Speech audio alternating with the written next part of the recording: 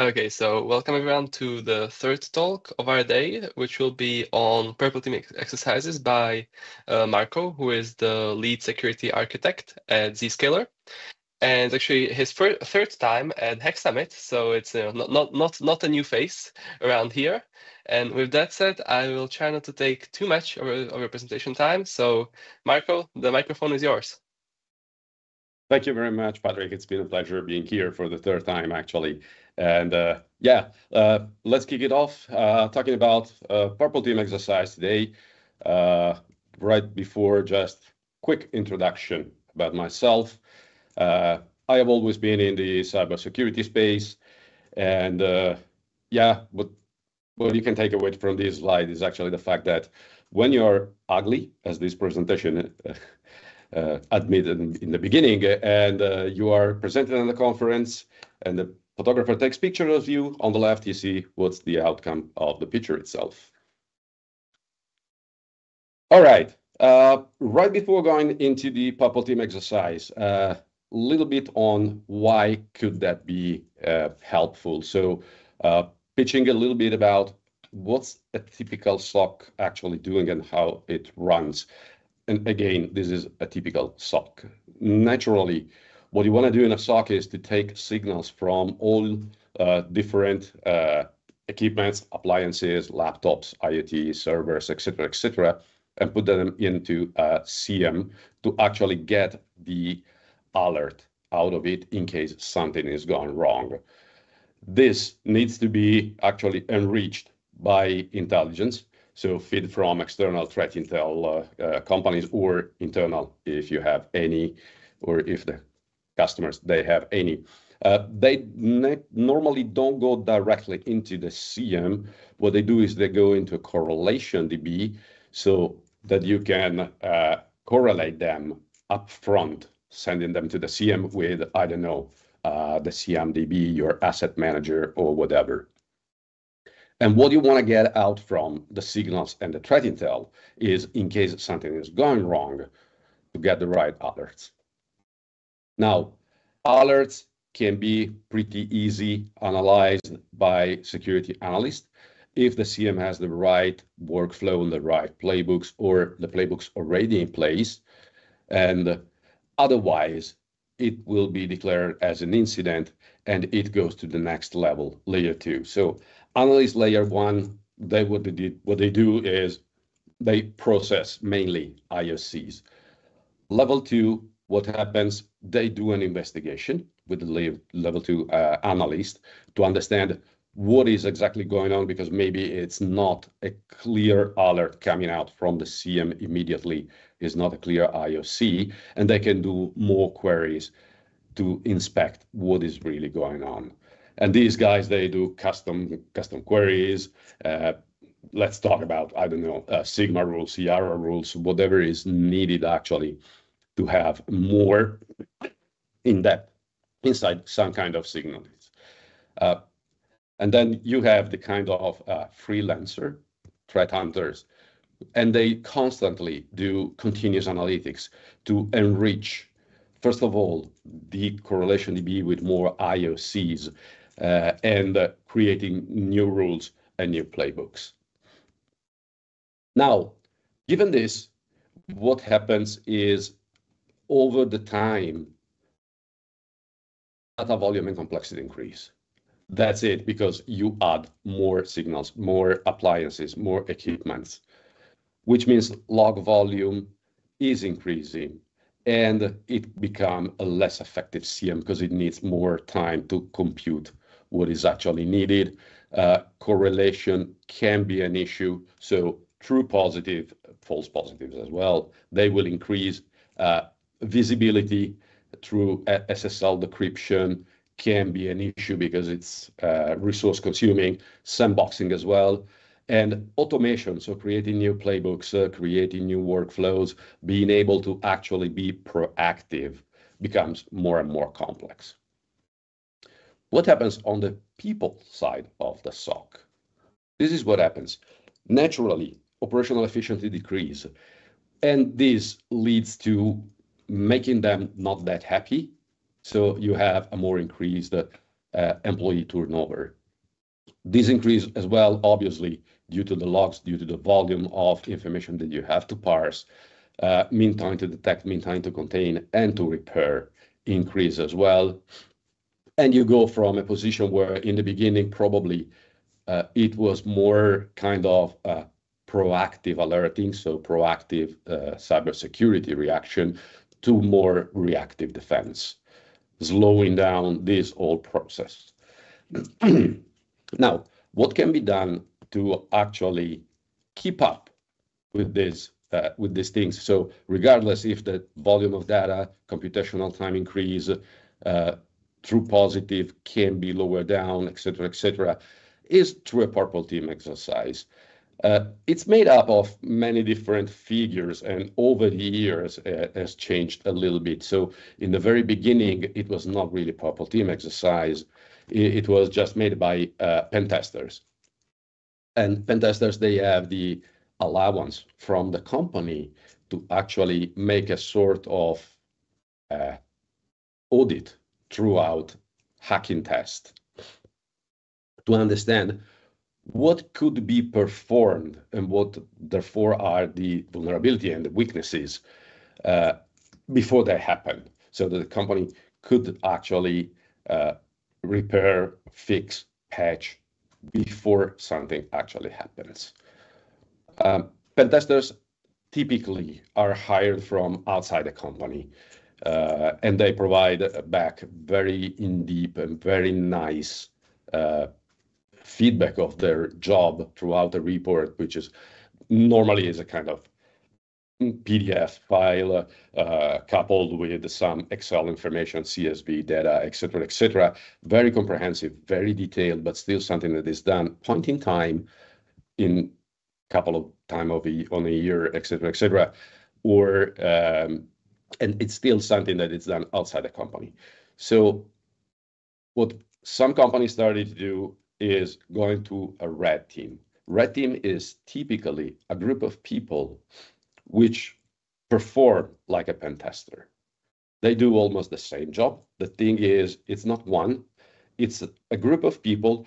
It's normally inside the company, so it's company employees dedicated to this kind of a job, so they can do it continuously. Their goal switches a little bit from understanding what are the vulnerabilities, because their job is actually to help the guys in the SOC, the guys leveraging the CM, so the threat hunters, the analysts, and also the incident responders, in understanding what should be fixed in the environment. And so here it comes, the blue team. The blue team is actually what I've mentioned before, is the people who work inside the SOC typically. They are, again, company employees normally, or hired directly by the SOC if the SOC is outsourced somewhere. And their job is exactly to do analysis of the signals received, doing some hunting, and doing incident response. These guys, again, work kind of in a disconnected way. So there was the need to come out with the idea to say, okay, now that I have a blue team, which is mainly defending, understanding what is going on to defend, and the red team, who is actually pretending to hack inside the company and try to get out the most of it. When you are a male and your imagination with the colors is finished, you put together red and blue, and you come out with a purple team. So purple team is actually an organized exercise.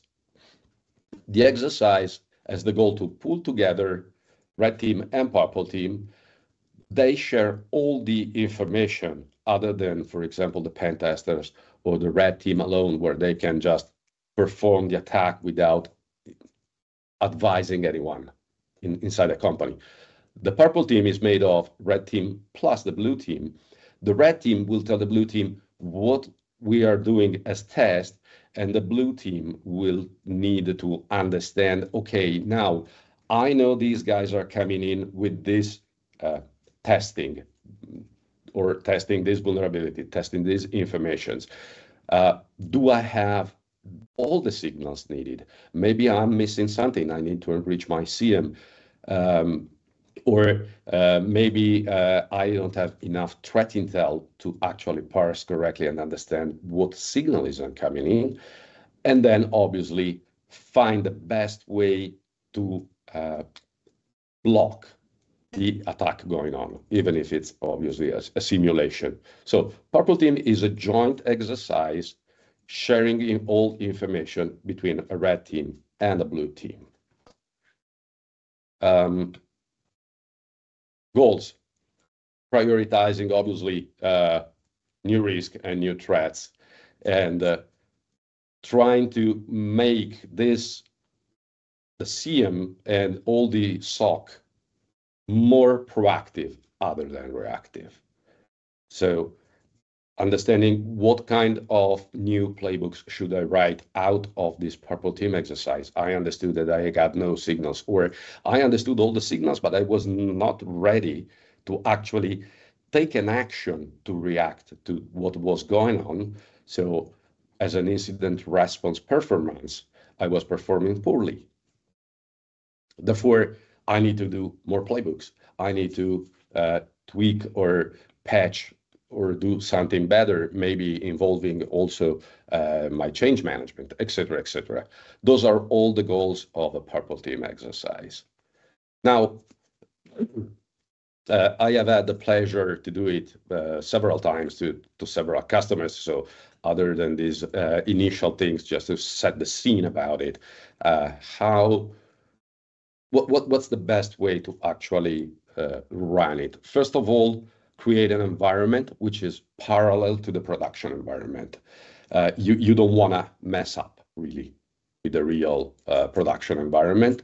In some cases, you have to do, but it's possible probably to quickly set up, maybe even in cloud in some cases, a new environment just dedicated to this. The minimum viable is this one. What you want to have is the red team working with command and control, therefore being able to perform testing in the most correct way, not just in the most correct way, but also using the tools that the bad guys would use to do the simulation the most realistic possible. Naturally, going through the internet, set up a group of compromisable machines. They can be typically Windows, but Mac, Linux as well. It could be a good match, and that's depend on the environment and naturally of the company.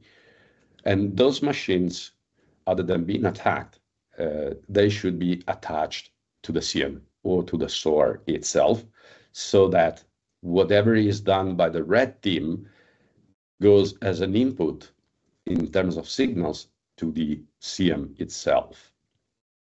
So now you have this Purple Team exercise configured where the red team will sit on the left side attacking the machines, and the blue team sitting in the CM understanding, hey, am I understanding what they are doing? I have all the right signals. I have all the enrichment information.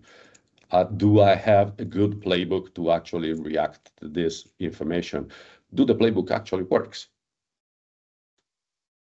Naturally, this can be done, as I said, this is the minimum information. You can have several different command and control or hacking machines with different tools, depending on the purpose that you declare in the beginning as the goal of the Purple Team exercise itself. Again, compromise machine, whatever is in the environment for Microsoft. If you have Linux servers, If you have anything in cloud, include it as one server in cloud, etc., maybe hosted in AWS or wherever, so that you can really simulate your real environment. But to do a Purple Team exercise, this is the most needed, I would say. In terms of command and control, what I said is, let's make it the more efficient possible, employing what a real bad guy would do. And here there are different flavors. I use most of those, even in parallel sometimes, because they have different features, as you see below. Sliver is one of the most C2 framework used at the moment, together with the one in the middle, which is the Havoc framework. For ones that are not aware, Havoc is a sort of, it's very similar to Cobalt Strike C2. Also, if you see the image on the top left and you're comfortable with Cobalt Strike, you see that compromised machine or non-compromised machine, they show up graphically almost in the same way as Cobalt Strike. But Havoc has a GUI, as you see, so it's sometimes more comfortable to use. Sliver is just CLI-based. On the other hand, Sliver has the ability to actually natively ingest Cobalt Strike beacons and plugins, while with Havoc you should create them. It's not that complex, but it's, you know, a difference already. In terms of a simulation, as we said, the Purple Team exercise has the goal to actually, let's say, on one side, train the blue team, on the other side, check the efficacy of your countermeasures, of your reaction in terms of time, in terms of playbooks, in terms of activities. Caldera is a good fit as well.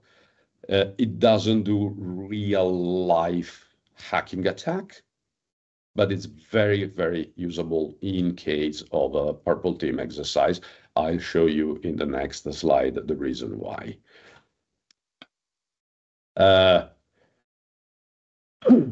Yes, Sliver is comfortable also when you want to do group organized demonstration.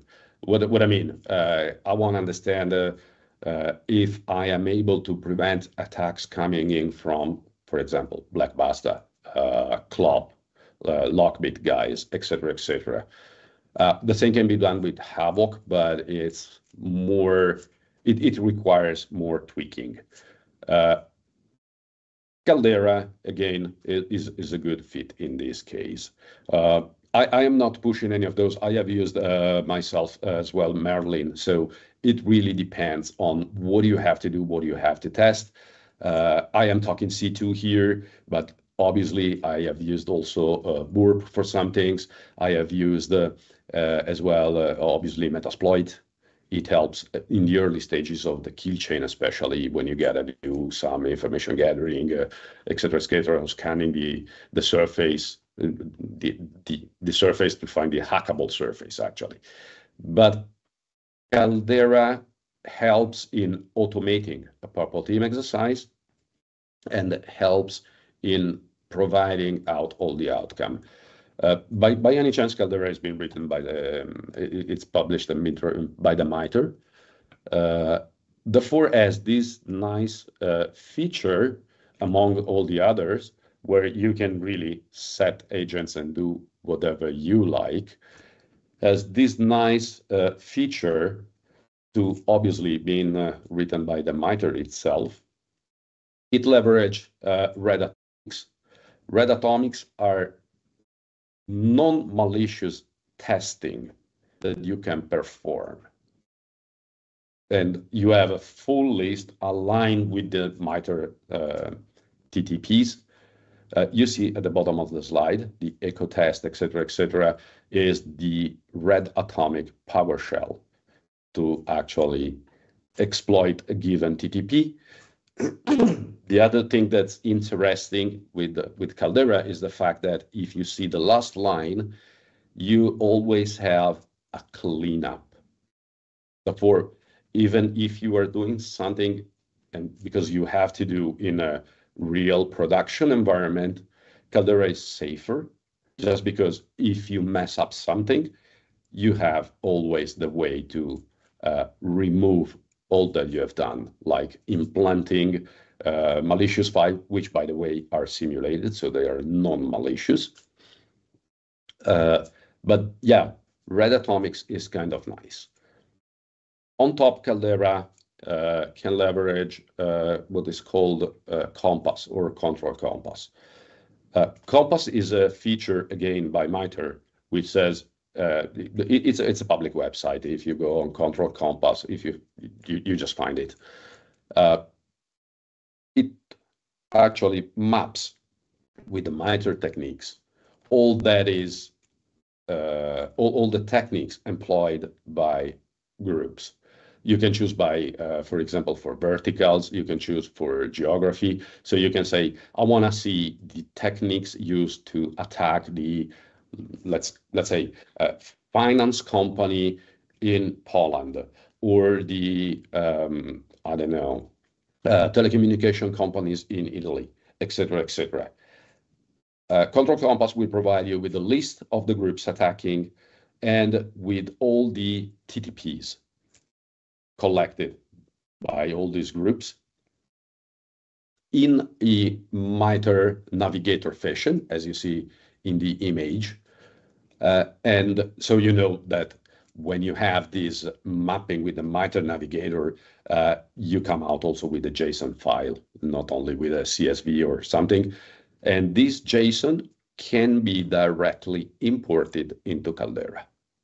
As the picture itself is showing that this is actually the, if you see on the right of the Caldera mountains, there is written Compass. That's the Compass function, where you just ingest directly from the MITRE navigator the JSON file with all the TTPs.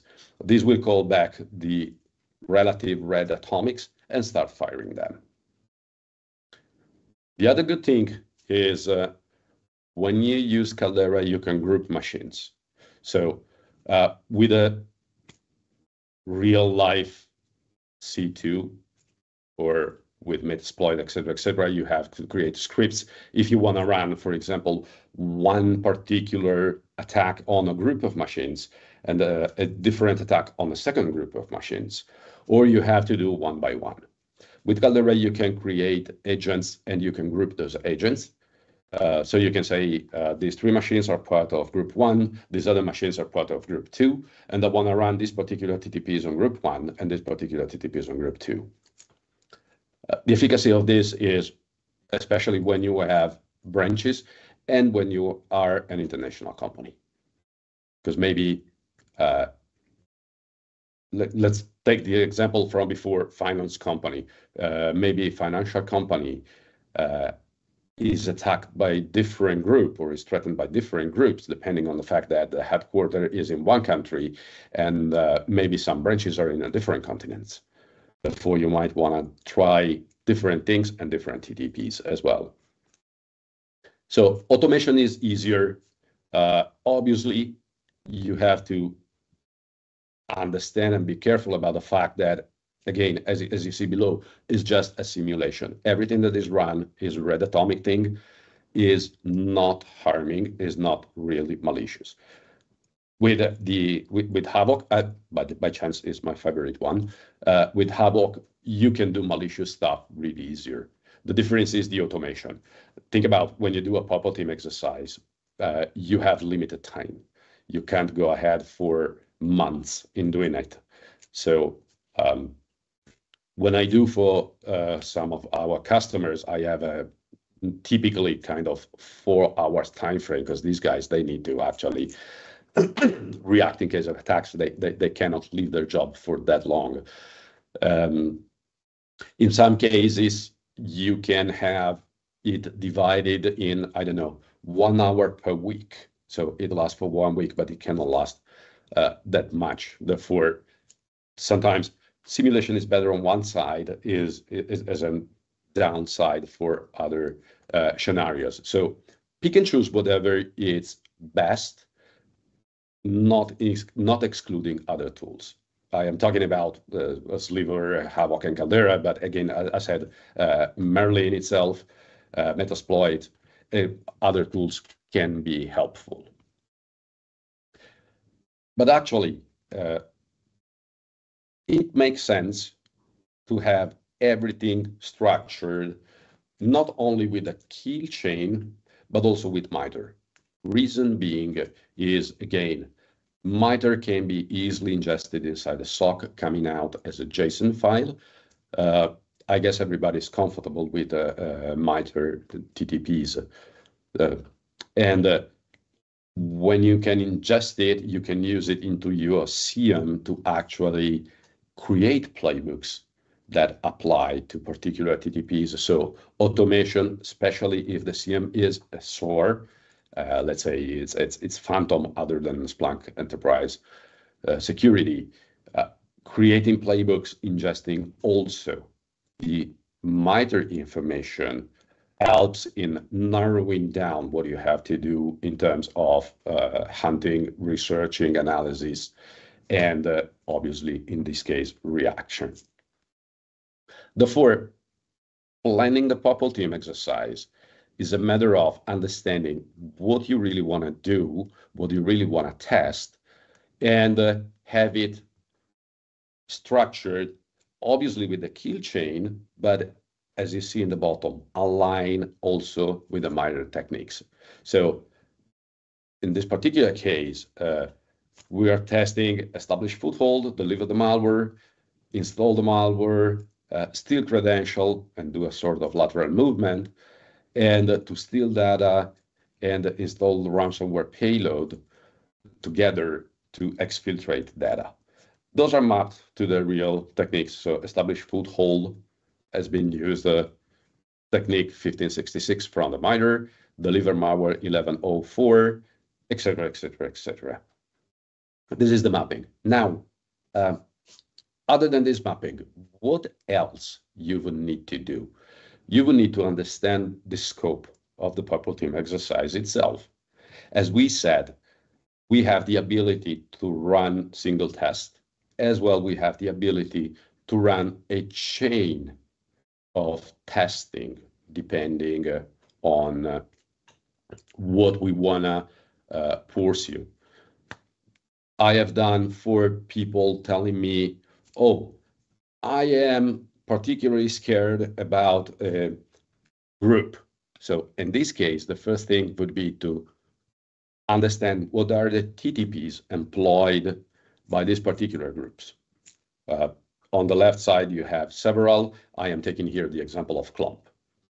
So first of all, I am scared about club. Okay, let's see what techniques are typically employed by the club group on the MITRE mapping. And let's see what we eventually already have or we want to test so that we are really clear. Now we can go back to our structuring and say, okay, out of the kill chain, I want to test this particular thing, this particular thing, this particular thing. This is valid mapping to the MITRE, even if you're not using Caldera, obviously, even if you're using Havoc or whatever else. It's just a matter of having a common structure, following the kill chain somehow, and having the ability to be easily integrated inside the CM. This is not always the case. In some cases, you might want to just test particular or single different techniques. Like, I want to test what happens with a generic network scan. What happens when a command and control is exfiltrating data through a DNS TXT record? What about main fronting? And I want to see what happens if a malicious PowerShell has been downloaded. Again, in this case, you don't have a real complete structure. Therefore, in the previous case, if you're employing Caldera, you can easily go on Compass and say, hey, tell me all the techniques from CLOP, employ into Caldera, run the test, and then reconcile the information after the testing itself. In this case, you have to map first and then cherry pick the different MITRE techniques. So my first job in this case is to actually cross-map. Okay, what is the generic network scan in MITRE terms? Is technique 1046. What is a DNS-TXT exfiltration? Is 1071. Domain fronting, etc., etc. So again, you can go back to the structure of the kill chain and the MITRE mapping that we have seen before. Now, given this, you can really ideally start in the test, either if it's a organized group or real TTPs, you can use Control Compass. It's not mandated that you use Control Compass with Caldera. Even if you are just saying, checking some techniques, go on the MITRE Navigator, check the different techniques, download as a JSON file, import into Caldera. Is exactly the same thing. Sliver and Merlin as well, they will be mostly handmade, so you would have to map them on your own. Havoc, you have to create the different attacks or mimic the one from Red Atomics. But Havoc has a nice plugin, which, for example, this I use very often, which maps all the MITRE techniques. So you can talk about it, you can chat live, and you can really simulate the attack. The beauty is it comes out, this is creating, actually pulling out the information from the MITRE itself. And so they pull out at the bottom on the right, you see also the different mitigations that are possible. How to run it actually.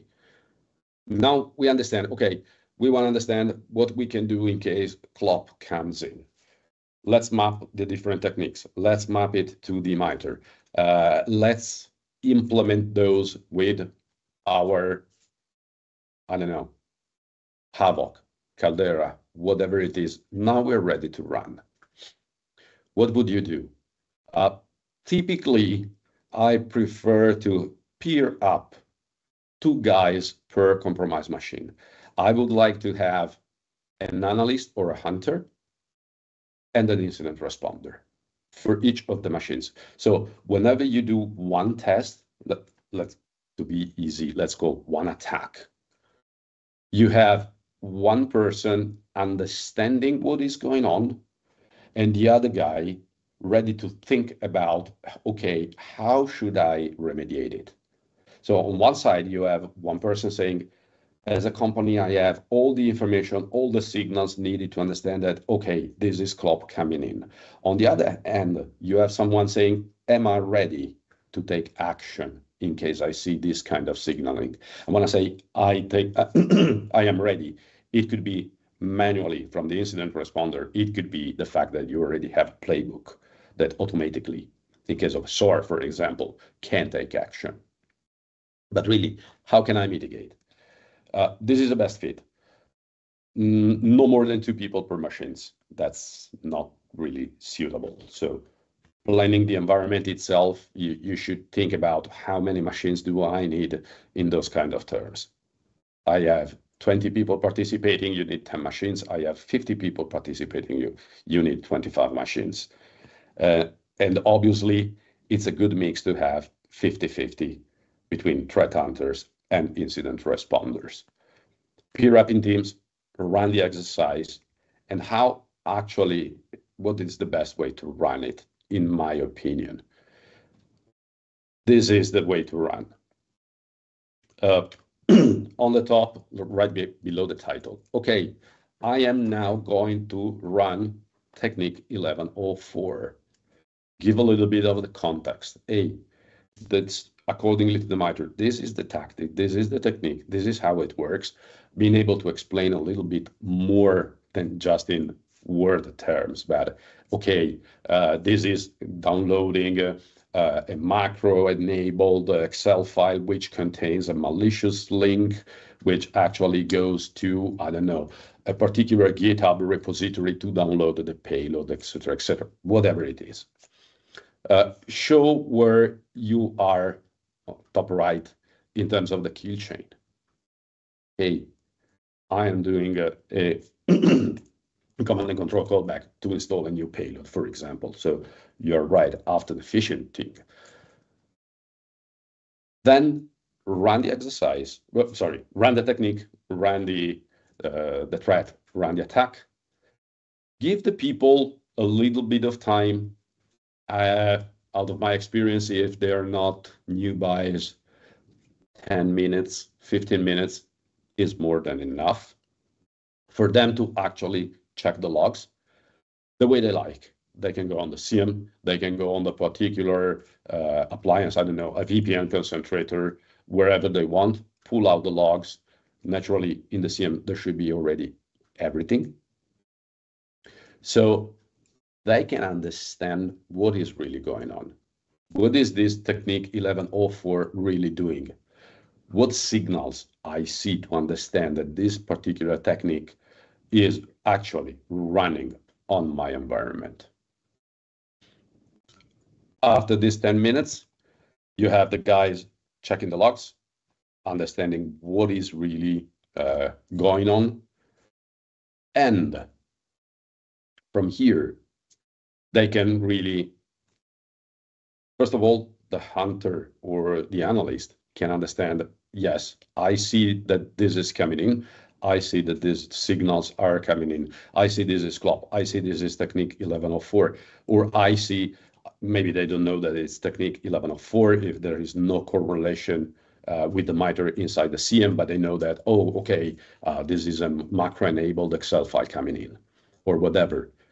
And then pass over this information to the incident responders so that you can say, oh, I see. So now the next question is, okay, the analyst or the threat hunter told me, oh, I see from the logs, I see from the signals, hey, this is technique 1104, or this is the macro file coming in.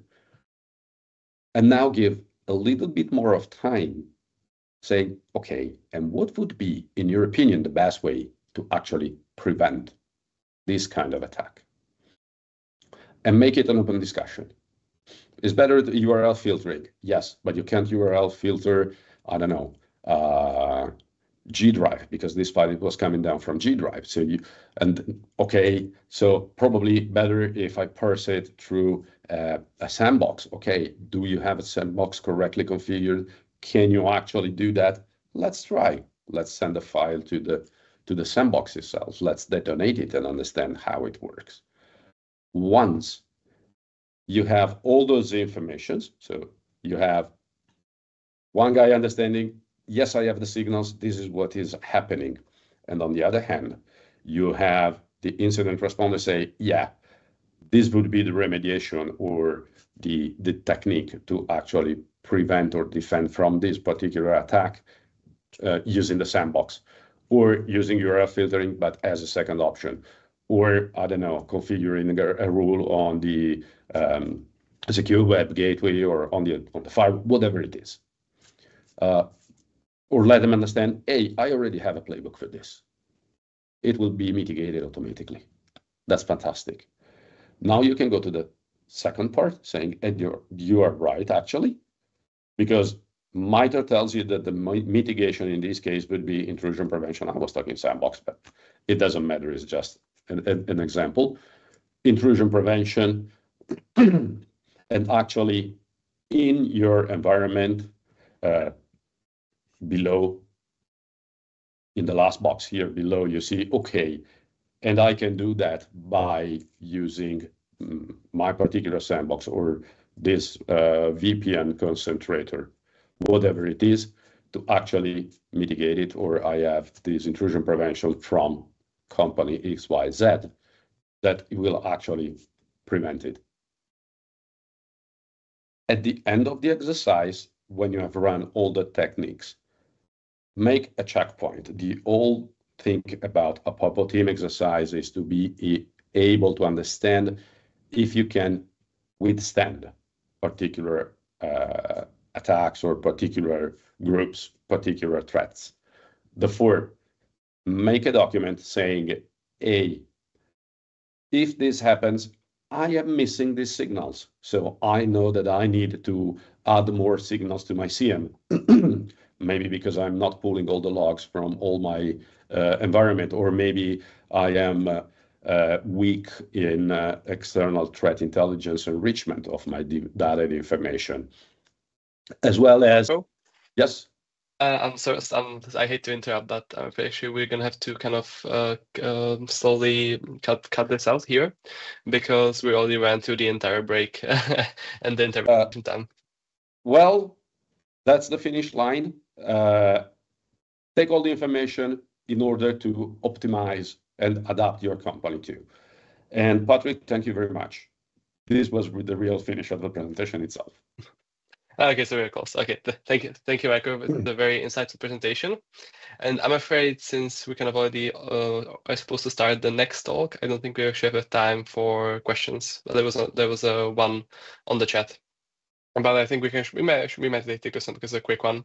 So, is a question if you would recommend any enterprise platforms to enhance purple teaming from the point of reporting and vulnerability management? Like, would you recommend any platforms? Well, not really platforms. I mean, if you're employing real life C2 command and controls, then you have to do it manually. There's no actually platform to do that.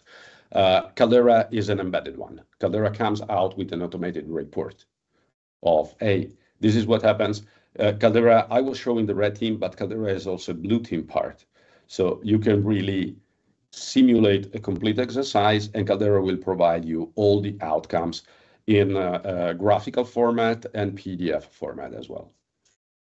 Okay, thank you, Michael.